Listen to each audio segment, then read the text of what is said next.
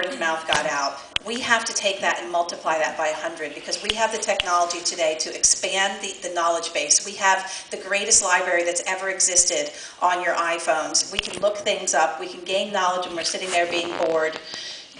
We have to educate ourselves and then educate each other to the point that there are so many of us refusing to do harm to our children that they cannot keep up with us, even if they do make the laws.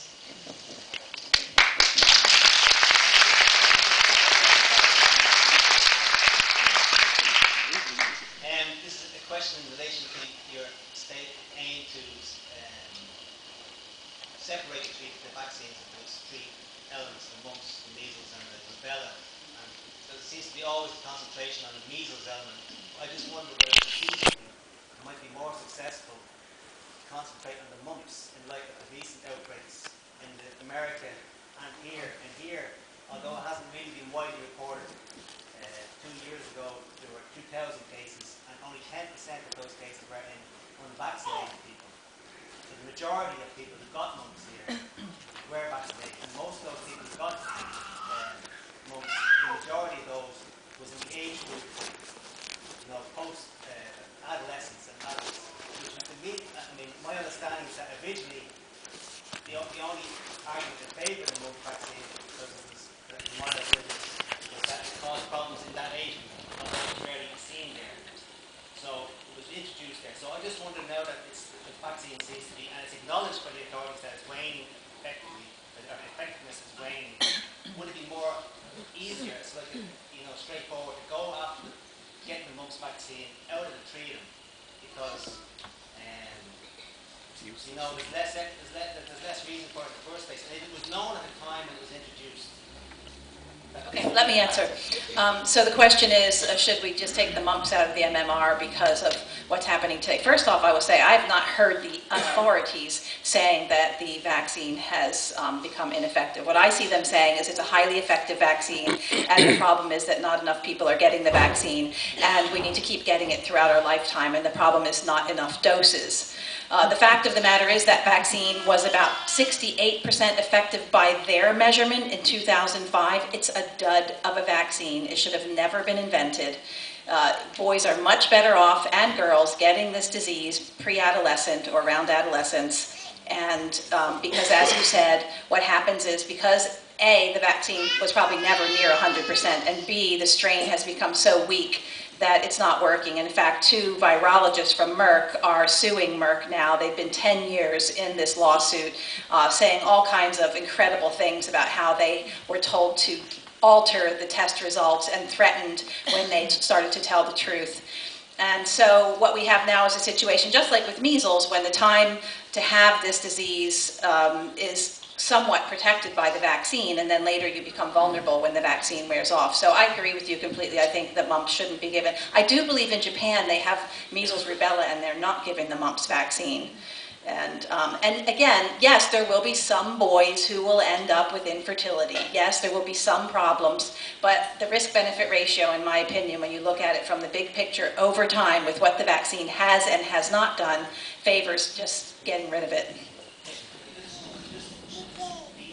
European CDC, they've actually acknowledged, they've published data surveillance, and they have acknowledged that at least there does seem to be an issue with the waning effectiveness, which is why I'm saying strategically, it may actually be an easier thing. Yes, but their solution will be to give more and not to stop it. No, but there's plenty of, there seems to be lots of evidence to say that the third one doesn't have any more benefit than 2. Right. Can I say something? There was a study in the Irish Medical Times in the late 80s or early 90s, but it was one that really impressed me because what the study found, and obviously impressed the Irish Medical Times because they printed a whole page on it. What it found was that if someone gets mumps between 6 months and 16 years of age, which is when you want to get mumps, right? That they were almost virtually guaranteed not to get ovarian cancer if a girl got mumps. And the mechanism that the study described was that, we're all told mumps are terrible because it's going to inflame the ovaries in a girl. But apparently it inflames the ovaries but then leaves them matured. So in other words, it's a childhood disease, it's a developmental disease that we were meant to get, and it's part of the mechanism of maturing the ovaries. And in this study, it said that in maturing the ovaries, the ovaries where you had mumps had a particular kind of cell that fought tumors, that stopped you from getting tumors in the ovaries. So that there was a correlation between getting measles in the right time frame, because if you got it after, the inflammation of the ovaries could cause infertility. But if you got it when you were supposed to, as a child, it actually would fight against you ever getting ovarian cancer.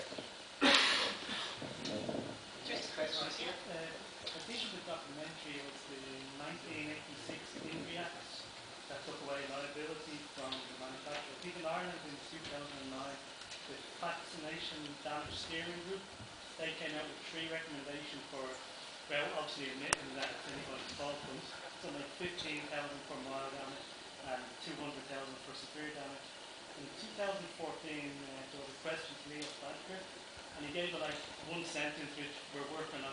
And when I was looking at the rockets, I haven't seen it, and it seems, I think it'd be a good idea for people to actually look at that vaccine damage steering group and how much compensation I think it's not you said if there's any court cases, you want to be using that towards the proof. Yeah, you know what happened earlier than that, because I was consulting to that. Earlier than that, when Micheál Martin was a health minister, 2002. so that would be 2002, yeah. We had the first process, and there's a blue paper about vaccination, which includes a section on vaccine damage. And we were, number one, saying that the Irish Medicines Board, etc., needed to make sure safety studies and all of this were in place, that they shouldn't just say, well, America gives it, we should give it, that we have to do our own due diligence and all the rest. And we were also saying that where somebody has been damaged, there has to be compensation because there's extra expense. I mean, this person has been damaged it'd be like it's a war against disease, and you're the veteran, you know, and you've been damaged, you've been injured in the war. You should be. That was kind of logic we were using. And Micheál Martin was, you know, the thing about Micheál Martin is that you always go away from him thinking your problems are solved, and he never does anything. Sorry if there's anyone phenophile here, but that's the truth, and I know him well. But anyway, then that steering group came out of that process, and they put figures and all, but the figures were never going to happen. They had already decided they weren't going to touch it, they weren't going to go there, and so we're one of the few countries in Europe that has no compensation for vaccine damage. That's what I'm saying, people should force them again on that issue, because it's only 2009 and 2014 where this kind of even mentioning. Well, yes and no, and I'll tell you why. Because they could say, okay, we'll give you 5,000 each. It'd be peanuts to them. But then you're done and dusted. You sign an agreement, you get your money, and you never come back, right? So in one way, unless the payment was significantly going to enhance the life of this person and get them lots of therapy and good food and everything, a small payment only blocks you from ever doing anything, and that's the way they would work it. So we got to be very careful. You know, I think we should be suing them, and that's it. That's what I didn't mean actually. Yeah. And then there is that to go against it, and look, there is that. Can I just remind you, we need to have one question per person. It's a bit unfair. And also, if you would try to catch my eye so I know where you are for the next few questions, I'll come to you next. There's a gentleman over here, and he's going to ask the next question. Thank you. I suppose my question is, when I first became a parent, I was faced with the decision about the MMR injection for my child. I did some research around the injection. What I found was that the cell propagation for the measles and the mumps came from chick embryo. Then what I found out for the rubella then was that it came from an aborted fetus, aborted baby. So I had major ethical issues about that, and I was wondering about, okay, when it comes to obviously, mercury in these injections or aluminium in these injections, I suppose my concern would be, introducing